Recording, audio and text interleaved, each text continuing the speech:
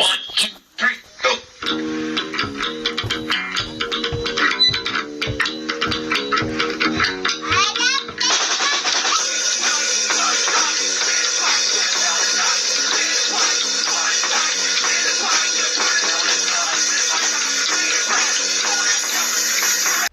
Hi there, and welcome to a very special episode of the Slash Hour. I'm Lurch. I'm Darkman. And this is the Slash Hour, so sit back, crack a cold one. We already cracked some. Cheers, and enjoy our New Year's episode. Hi, Bri. Hi. Oh, I'm going to sit over here. So, I wanted to talk about... We just recently did a horror movie. And I think at this time, everybody has seen it.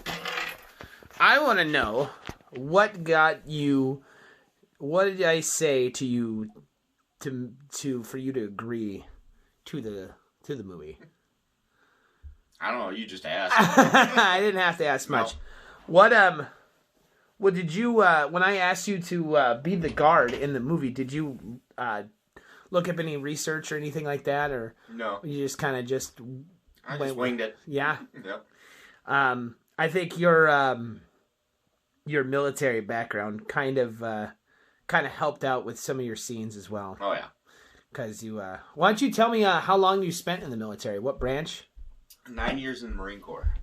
So what was your job in the Marine Corps? I was a combat engineer. That's bridge building, demolition, construction, mine detecting. So you hunted for bombs. IUDs? No, I never did that. Because when I was in Iraq, our mission was because I was part of the last active duty bridge company left in the Marine Corps. So our mission was to bridge all the way up to Baghdad. Okay. And how long did you spend in Iraq? 4 months. Wow. Yeah, right at the beginning. Okay, so 2003? 3.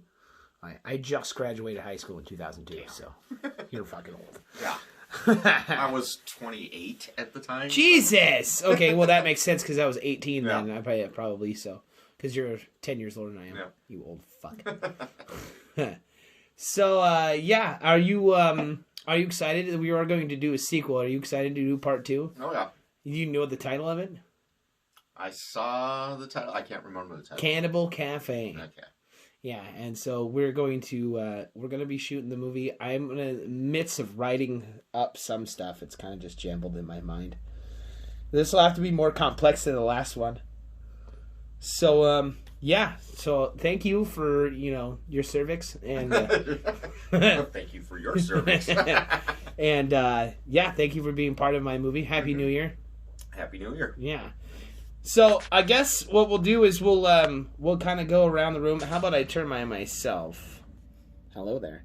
So, I guess my whole idea of the movie was that I was going to write the entire thing and shoot the entire thing and not be in any of it. I was originally going to play the warden. That was my original idea. And hold on, I should probably, I don't know. I can't do this on a phone. Anyway, I guess what I did to look up who I wanted to be, how I looked up the character, if anybody's curious. I mostly did a little bit of Negan and a little bit of the Joker. I watched a lot of that. I also watched a lot of prison videos, like execution videos, because I wanted to get what actually happens during an execution kind of down to a T. I kind of wanted to get that actual feel, like what they say. And Josh read the death warrant to me, which is actually something they would really do. They would really bring him in. Some of the inspiration for the movie, it's a little bit old school horror, so a lot of jump out scenes. There's a lot of hang on a second, I'm gonna turn off my Wi-Fi. I'm gonna turn off my internet. 1 second, sorry everybody. Just turning off my internet so no one could interrupt my show here. So anyway, what was I saying? I was jumbling on. Well, inspiration for the movie. The jump out and all that. It was a lot of 80s old school jump out scenes. I didn't have a lot of money or a lot of blood or even a lot of time. I told everybody I was going to do this. December 24th was going to be the day, and I had to make it fucking happen like that fast. So I did what I could, and the original guy for for the Pigeon River Slayer was actually supposed to be Riley, my brother. And he actually, unfortunately, had to leave town and help my parents move. So I didn't have him, so I winged it and I did it myself because I already thought what I wanted in my mind, what he wanted to sound like. But I really didn't have a lot of dialogue written for him. So I like the day before we were shooting, I took it scene by scene and just made up lines either on the fly or I did it a couple times till it sounded good. So a lot of that, yeah, it was a lot of fun. It was, mainly I wanted to take mostly a stab at Christmas and a stab at Christianity a little bit. And I hate Christmas. I mean, I won't even lie about it. I fucking hate that holiday more than I hate anything. And I don't, and Christianity is a fucking mental disorder. So, I gotta just like taking a stab at both of them. So that was really the whole satanic aspect of it, is it means taking a stab at the holiday and Christianity and just giving it a good jab with a little bit of 80s horror.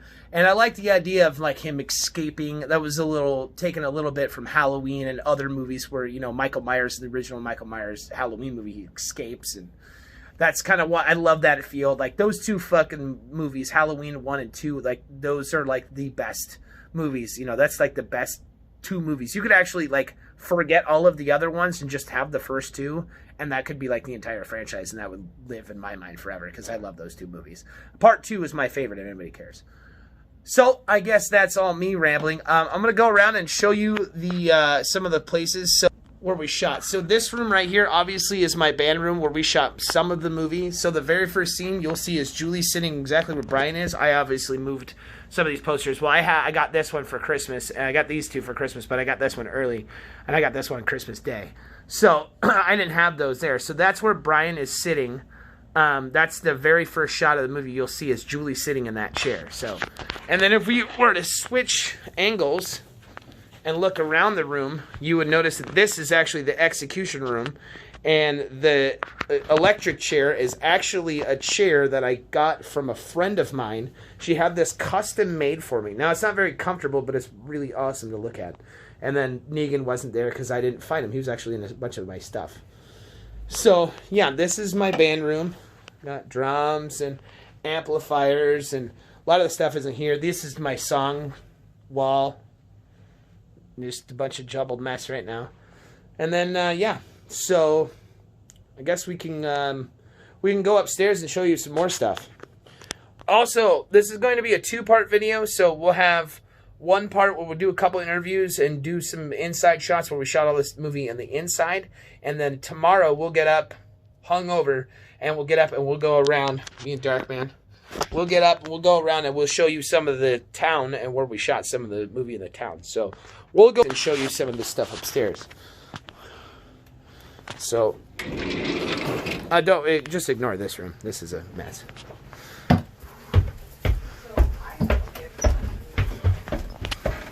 Alright, we'll go out here first. Where are you going?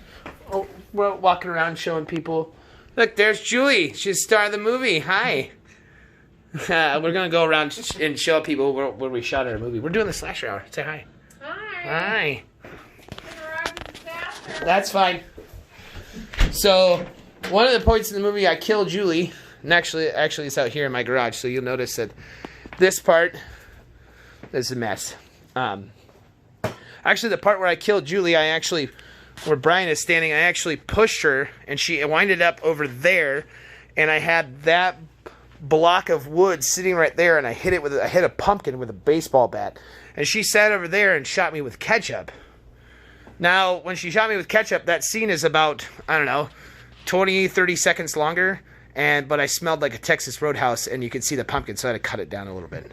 So that's one of the death scenes. Da-da-da-da-da. We'll go inside. In the middle. Need a coat? No, I'm good. Oh, don't go to the bathroom. I won't. I'm just going to show. Somebody needs a coat. So this is the tree that was in the movie. This is my living room. And this is the famous bathroom. I killed Kimmy in. I hid in the shower. That was pretty fun. And then the mirror I talked in like a crazy person. This is the kitchen where Robin over there died. And there's Julie and Robin. Hi, guys. How are you?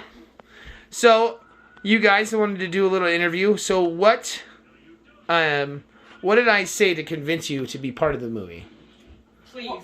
I'm married to you, and I pretty much helped you write it. That's so. true. And I was your camera person. So, Yep. Yeah. Not hard. Not hard. What did you do for inspiration? For your characters? Like Julie Jones and... What was your other character? Bethany Russo? Yeah. She played Brian's wife. His real wife is over there. No, you don't have any? No. No. What about you, Robin? How did I convince you? Other than saying please. You just asked. You said please. And I thought it would be fun. Oh, well, so what was your inspiration? Every Horror movie. slasher movie I've ever Ever seen. seen? What got you And all the guys... true crime I watched. That's true. I know. What got you into horror? Both of you. I don't know. I just started watching them. So, I mean, you some were... I don't like, some I like. Yeah. When did you True start? crime I find fascinating because it's real and it's fascinating how some people are just so evil to the core. And it's not fake, it's not a movie, like they're actually Messed up in the head. like yeah. It was true. They're missing some type of empathy to the fellow man, and it's just amazing how they can do that and blend right in. Yep. Homicidal maniacs. They look and talk and act like everybody else. Like it's just like tying their shoes. Mm-hmm. How killing somebody is just like tying their shoes. I think that's what like. Don't give away where you hide all your body. Right. Robin. Yeah, Robin. You do live on that farmland. I wonder about you There's guys. a lot of woods there. Yeah, I wonder about you guys. What about you, honey? What got you into horror? I have been watching horror with my family since I was about 3 or 4 years old. What's your favorite scary movie? Nosferatu. That's a stupid question. I kind of knew that. Yeah, you did. I guess now that I think about it, the fact that my older sisters would watch horror movies and I could never watch it with them because I was too young. And I think just the fact that I couldn't made me want to watch them. Oh, I hid And underneath maybe the that's how I got table. started, is because I was hiding behind the chair, Yeah. peeking around the corner watching Couch. Nightmare on Elm Street when it just came out because they're watching it, I did that too. Mm. So you watch a lot of true crime. What true crime stories do you watch? Do you listen to podcasts? Do you watch? I listen to Morbid. Okay. Podcast, and then I'll watch pretty much anything that's on the IP channel. Like Forensic Files. Joe Kenda is coming back. He's a homicide hunter. The Homicide And Hunter. he retired. He put his last show out on New Year's Eve last year. And now there's a commercial. He's like, the minute I retire, the world goes to hell in a handbasket. So I guess I gotta come back. And he's like the most successful detective in Colorado, in the state of Colorado, all these years. He's solved more cases than anybody else. And so now he's coming back. And what's that on? The ID channel. Okay. So the same ones like Forensic Files. Mm-hmm. Yeah, I like that show. They brought that show back, but I like the older ones that are that's a true crime I like to watch. Is like how smart are these people? Because they're solving crimes from 70 years ago. Yes. And Which is why I'll never do one of those ancestry DNA things. oh yeah, that was totally I don't wanna made. know. I don't That's wanna know. totally made up by the I know. FBI too. But I watch I totally like Dateline because it weaves the story in, and there's so many interviews with so many people that are affected by it, and because it isn't just you could kill one person, but you're not killing one person. It's just a ripple effect onto how many people it hurts. So I do watch a lot of Dateline. Yeah. And Snapped. That's a good one. Oh, yeah, I like that. Where, Yeah. 'Cause where the- wives kill their husbands. It's just women. Just Dad. Turn that camera right around on you too. Yeah. So, I don't know. And I don't know, like I said, I guess I just thought being in your movie would be fun. Yeah, I appreciate it. You're going to be in part 2 as well. You'll be a different character, obviously, Yes. because we'll have some of the same people in the movie, but they'll all be played different characters. But you'll probably get killed again. Oh, goody. Yeah. Because it's really nice when I say to my daughter, "Hey, you want to watch Louis kill me?" Yeah, I'll probably do it again.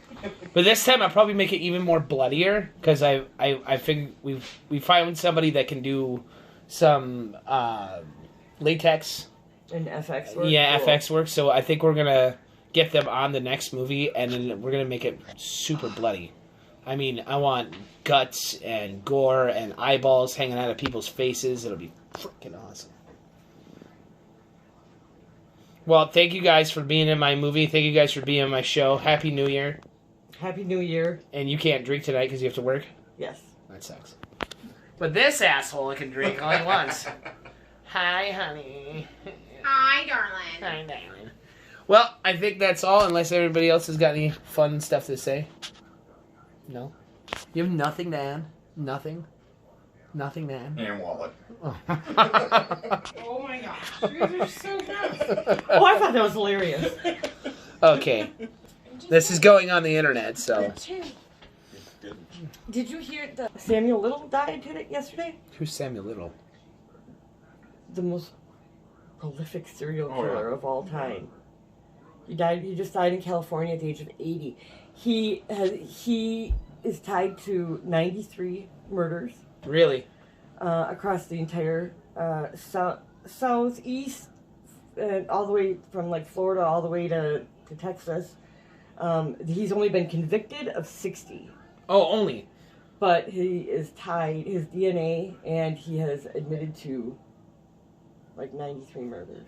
Oh, that's To right. try to They were escape the death penalty, they were or- talking about Right, him the because other day. he Was he was- on death row, or was he just doing He life? was on death row in Florida, and then he got tied to some murders in California that happened earlier, like before the ones in Florida that he was convicted of. And so California wanted to put him on trial, and he said, well, I'll plead guilty, and I'll not only give you information about that one, but others as well, if you get me off death row. Really? And so then, after they tried him in California, or sentenced him, I guess, because he pled guilty, now he's been sitting in California, at the California prison. But he had a remarkable memory for the women he killed.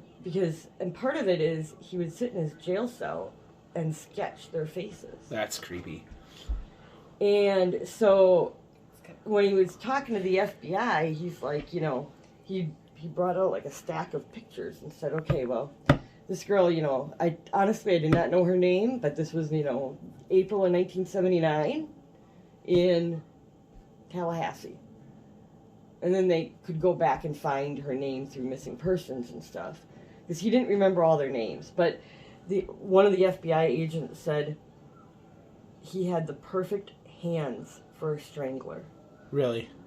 Because they were just long fingers, thick, strong, that could, one hand could engulf a woman's neck. And that's what he would sexually assault them and then strangle them. And leave them in the ditch, leave them in the roadside, whatever. You just leave them wherever.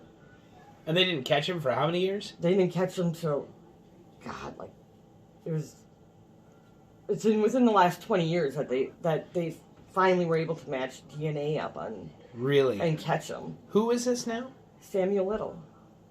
He's a real creepy looking fella too. Fella. Fella. They It's were with talking about it all shenanigans. over the news. I don't watch the news very much. They also said it on Facebook, so if you pay attention to that, you would have saw it on Facebook. Oh, No, I didn't see it on You're on Facebook. Facebook all the time. Yeah, but I didn't see it on Facebook. I saw it on Facebook this morning.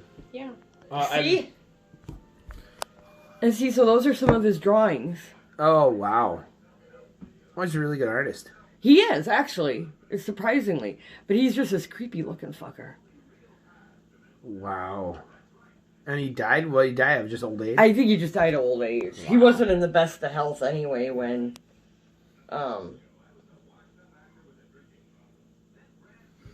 they, finally put him in there.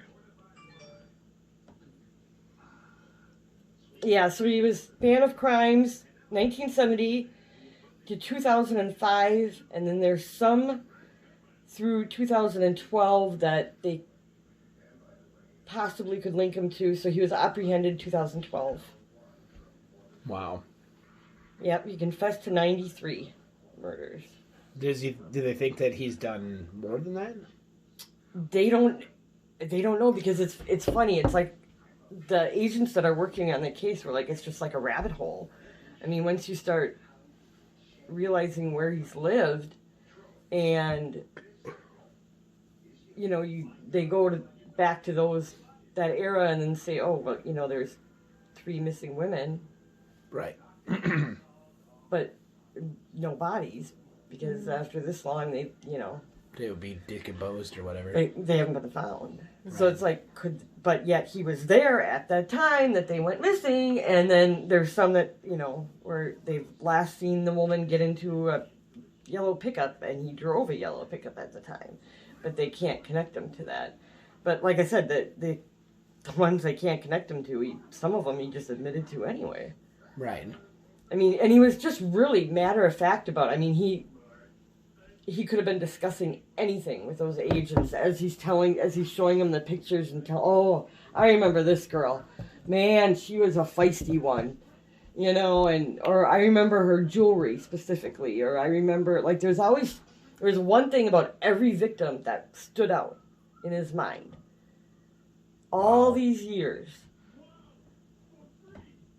And, I mean, just smart man. That's crazy. I mean, to be able to, some of his drawings are from victims from 1970, 1972, that he didn't start drawing till after 2012. So to have a memory like that is just Right. at Yeah, that that's- I age. can't even remember what I did last week. Yeah, that's pretty crazy. I mean, so yeah, he's considered the worst, but let's see. Yeah, it doesn't say how he died. I'm guessing it was probably just old age. COVID. So they're COVID. they're really trying to, still find his No, victims. who were his victims? Were they just It was streetwalkers, No. regular people, anybody that he just met?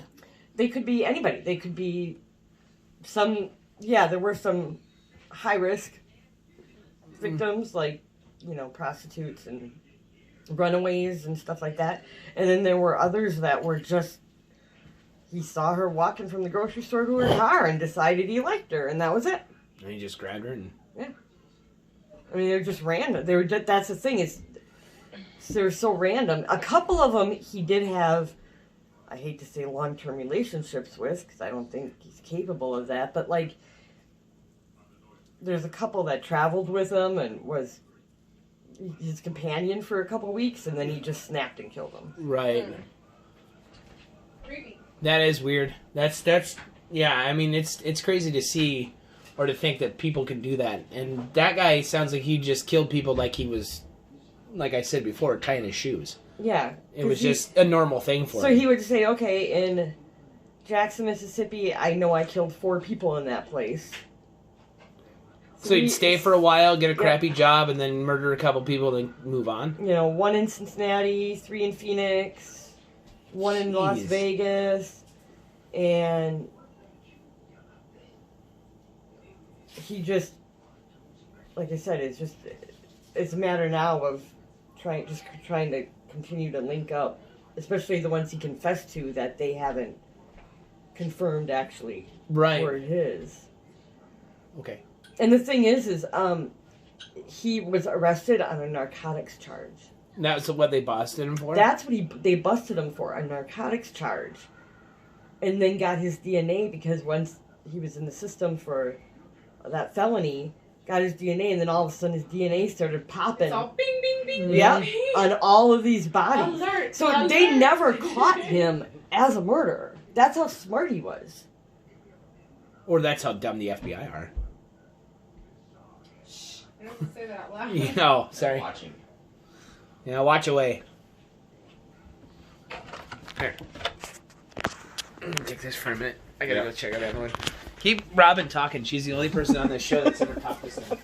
You don't be quiet long enough. I bet you Brian would. You give him an opportunity. Oh, Brian. Maybe. I keep telling him. Make Brian talk more. Yeah. Let him talk more. Shut up every once in a while there, babe. Fuck him. You know, and I mean, yeah, you could easily make a case that it was so much easier to get away with stuff in the 70s and 80s and even the 90s. You know, because Well, you didn't yeah, have the- the DNA and yeah. you didn't have the testing and testing to match up science. fibers and, you know, but at the same time, I mean, he would go back to those places. Like, I mean, yeah, he might have killed 3 people there last year, but that's how brazen he was. He would go back to that same city and live and work again, you know? Right. I mean, he only changed his name or used an alias once. And that was for a short period of time and then went back to using his real name. So, I mean, and all these women, I mean, I'm not a big believer in eyewitnesses. I don't think they're very reliable or credible at all. But you gotta think that sooner or later somebody would have seen him take these women. Maybe he just had one of those faces. But see, and yeah, because you look at him, and back then, and I mean, the thing is he was a handsome fella back then, you know? Fella. So that's what makes me think, like, if you, like, you sometimes, the more handsome you are, the more you're going to attract attention. Right. Well, like me, I would make a really bad serial killer because look at me. I mean, anybody gonna get on my car? Yeah, I'd get no. in your car, baby. I'm afraid to get in your car. I would be too. You won't make it out. You know, but I mean, he looks like this was, you know, from the 80s, but he looks like everybody else. I mean, he does blend in, Mm-hmm. Yeah. you know, It's when you stand out that people start. and you either stand out because you're so homely or because you're really good looking, you know, and, oh, okay, so this is a map. This is all of his confirmed kills. Oh my goodness gracious! Holy shit! All of a sudden, He apparently didn't like winter. Right. Wisconsin was safe. Yeah. No serial killers come up here. I don't know. We just had 2. Yeah, we just had 2. Yeah, but they were good ones, man. Yeah, they Yeah, they were. were. They were good ones. Yeah, we got I it mean, this who makes summer. furniture out of people. I mean, This summer, we got to go to Ed Oh. Gein's grave. That's something. I remember I've when- never been when there. the Jeffrey Dahmer case broke, and I was actually at camp near Milwaukee at the time, a summer camp, like for part of, you know, for school, like for business, and we were down there for like a week, and I remember when that broke, and it was like, are you kidding? Yeah, Like that many people, in that apartment. and no one noticed a weird smell or Right. right? coming out of it. I mean, That's those what I don't apartments are understand tiny. either. I could tell when I lived in an apartment building, if my neighbor made it, I could tell what she was having for dinner just about every night. Yeah, you couldn't smell a dead body. Yeah. I don't understand that either. And even like the blood, because you know, no matter how fastidious he was, you can't clean up everything. No. And that blood it's gonna get rotten after a while, like anything else. It's gonna smell. Something is gonna smell funny. Do you know what Jeffrey Dahmer had in his bathtub? Head and Shoulders.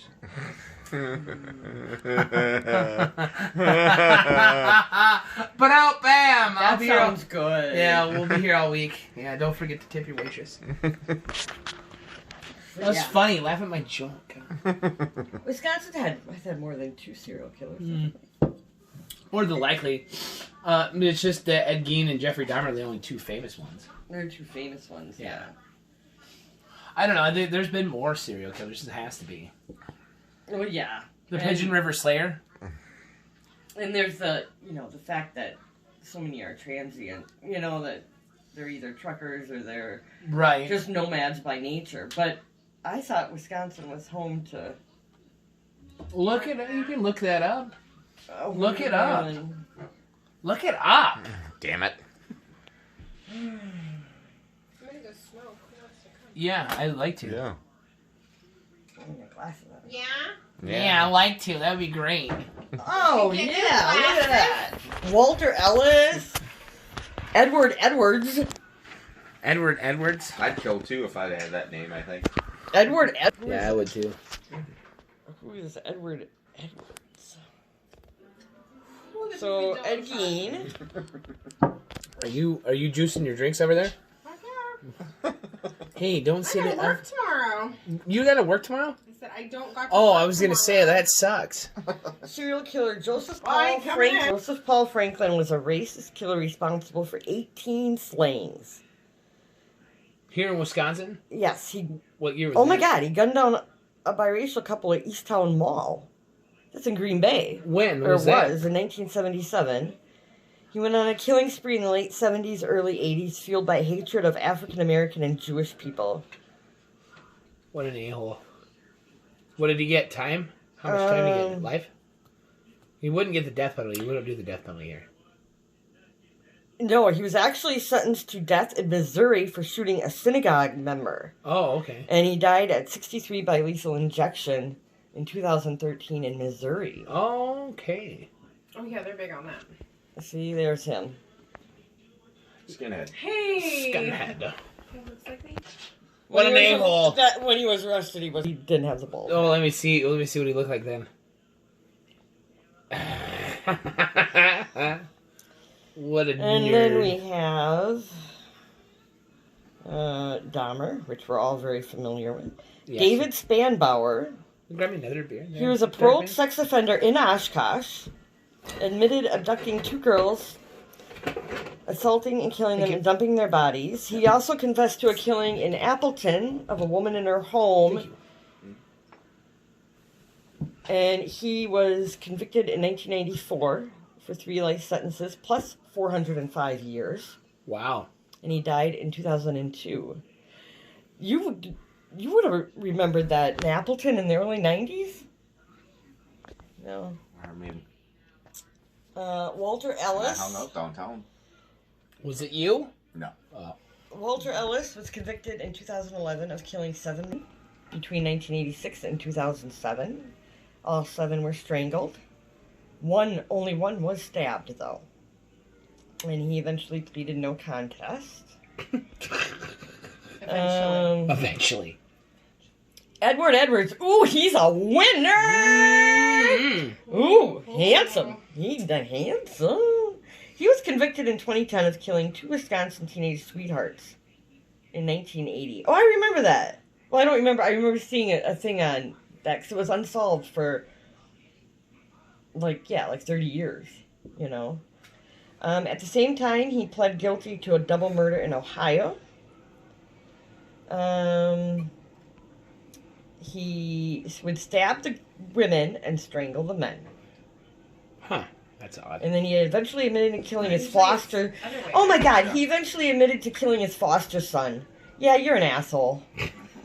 You don't kill kids, man. And dogs. You don't kill dogs either. Man, you're dead to me. Kids and dogs are out of the question, but you can kill Dogs anybody else. especially. Yeah. Those damn... You shouldn't kill You know anybody. those damn ASPCA commercials have been full force now because it's the end of the year? And, Go today. like, every half hour I see those commercials of those poor little doggies in the snow. And it just breaks my heart. And then right after that's a St. Jude commercial, and I'm like, Oh, fuck right. them kids. Save the dogs. Jesus. Let me go smoke. Okay. All right. Now that's going on. Still recording. Yeah. Because I'm looking at those poor little doggies in the snow freezing and shivering, and it's so sad. I know. And then these St. Jude kids come on, I'm like, well, so fuck them. Well, we're gonna end it here. So until tomorrow, I'm Lurch, I'm Darkman. and you've been slashed. Thank you, Julie, for showing up. Thank you, Robin, for your insight of serial killers. We will do more slasher hours with, especially with Robin, because I've never had this much content in my life. So we should have done that podcast. You're fired. I know! Should have done it. All right. Well, we'll see you guys tomorrow.